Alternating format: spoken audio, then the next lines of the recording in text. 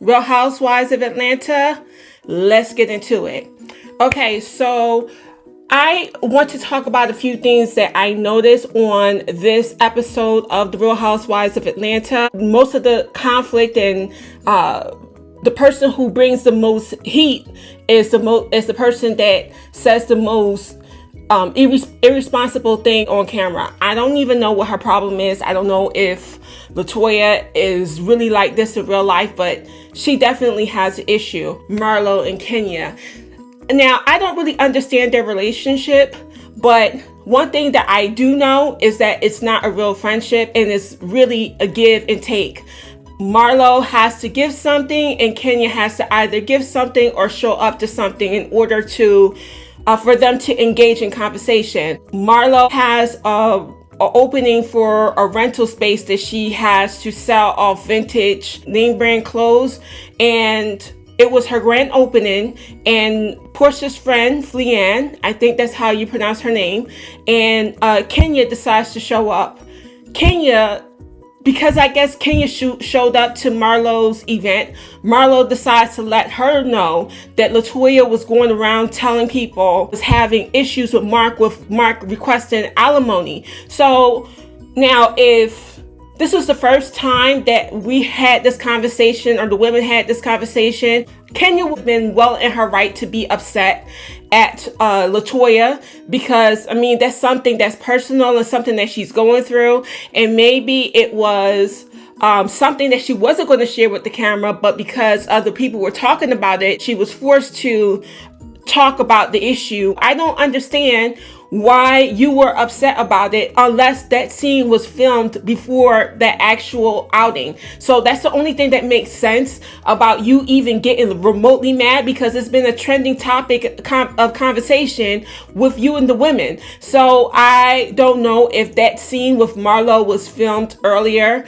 and it genuinely caught Kenya by surprise. It is a possibility, but I doubt it. And when you told Candy yourself, and Candy actually was the first person to actually let everybody know that you were going through a tough time with your ex and he's asking for alimony. After Candy started to say it, I guess LaToya felt comfortable and said, hey, well, since everybody else is talking about it, why can't I talk about it? So that makes sense.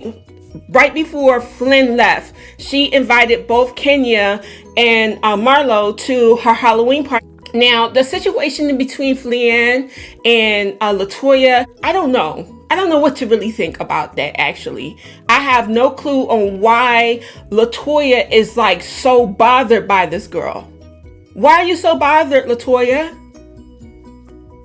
I don't understand. Like, what did the girl do to you? Every single time you have a scene with this woman, you are always attacking her about the age difference in between her and her husband. Yes, Fleanne is a very young woman and she married somebody in their 50s. And I mean, like, this is nothing new. Okay, young women dating older men is nothing new. And I mean, like, we're living in a day and age now where older women are dating younger men. So, I mean, it's not really a taboo anymore. So the fact that you keep on trying to dig and dig and dig and take jabs at her because of her relationship, it's kind of just played out. Since we're already talking about Fleanne's and LaToya's situation, we're going to go ahead and skip to Fleanne's party. Now, let me tell you, the best dress to me was, of course, Fleanne and Candy. They did a really good job. There was another person whose look I liked, and I can't remember off the top of my head who it was, but the two people that just did a really good job and really took the initiative to be creative in how the way that they looked was Fleanne and Candy. Candy was Chia and Fleanne was Medusa. They look awesome. Then, the haunted house seemed very cool, but once they got through the different sections of the scary part, Fleanne didn't have that much going on in her house. I mean, she just had food and had the woman talk. I understand that you went out your way, Fleanne, to just like deck out your house, which is cool. You did a really good job and getting your house together for the Halloween party, but you should have had some games or some other form of entertainment to spice up the party. You got through the haunted section, it was dead. You had food, but it looked more like finger food. You should have had more of a selection. You should have come up with fun games. I mean, it's really not that hard to go online and look up different games that you can play. We're going to fast forward because everybody gets there first, and then here comes scrambled eggs, scrambled mind, scatterbrain, Latoya. I think that's what I'm going to call her from now on, Miss Scrambled Eggs, because her brain, like, she's scatterbrain. She comes into the party, and as soon as she walked in, she started insulting Fleanne. Now, first of all, when you go to somebody's house, you don't have the right to come in their house and start insulting the homeowner and that homeowner's spouse. Like, what's wrong with you? Where's your tech and where's your class? And the fact that you came in talking about how she's dating an older man and he's in his 60s and all these things. Girl, why do you care? Why do you care? So what if her husband is older than her? Like, what's your point? Latoya, you're just like Kenya in this aspect. You just seem very bitter. Like, your marriage didn't work out. Like, is that the reason why you constantly go off on this girl Fleanne? Whenever you see her, you always go off on Drew about her marriage. It's like, okay, well, that's one marriage that seems happy, Fleanne and her husband. And another one, Drew and her husband have problems and they're trying to work it out. Are you mad because your husband didn't want to work it out with you? Or he didn't fight for you? Like, what's the problem? I mean, what's really going on? And then what took me out is when she told Fleanne to serve her. First of all, everybody around that table got up, got their food, got their drinks, made them themselves.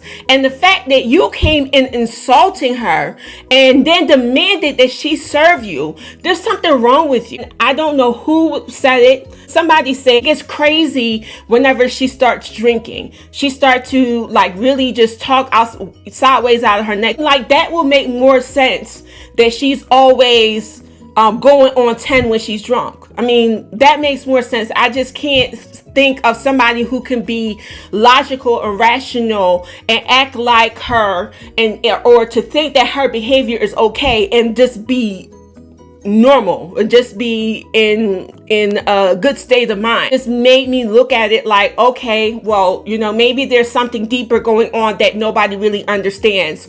So her disrespect to Fleanne, though, was like so heavy. And the fact that Fleanne went and served freaking Latoya, girl, I wouldn't have served you nothing. I would have told you to get the heck up out of my house. Get out. You're so disrespectful. It's like unreal. And then when Kenya decides to have a conversation with Latoya about her having a conversation with the women about what's going on between her and Mark, it was very petty. Y'all two are very petty. Like, you're really upset because she's talking to these women and she's befriending the women. I mean, let's be honest. Like, at the end of the day, this is a reality show, right? So you're going to try your best to build relationships with everybody. Why is it that when somebody else comes on the show that's trying to build with other people, it becomes a problem? It becomes a problem. Oh, you're not allowed to be their friend. Like, are we in high school? Latoya, you not able to stand up to Kenya and say, yeah, I said it. You going to throw Candy under the bus. You going to throw anybody underneath the bus that ever said anything about her. So you are tired, delayed, and through like your friend. You're very much those things and also scatterbrain. So Kenya not being able to really get an intelligent conversation with her because it was just like going back and forth. Wah. You hurt my feelings. I don't want you talking to these women about me, this, that, and the third. Kenya, you're on a popular show and right now you are the star of the show. So everybody is going to be talking about you. Kenya and Portia are the star of that show. So, of course, they're going to concentrate on those two because they're the stars. Not taken away from Candy, but I'm saying, like, We see the drama that's going on in between Portia and Kenya, and I really wish they would just give Marlo a peek. Anyway, they go back to join the women. The women are bored. I mean, like half of the women decide to leave. So when they decide to leave, Latoya loses her mind. Latoya loses her mind, and as she's leaving out, she starts verbally attacking Leanne.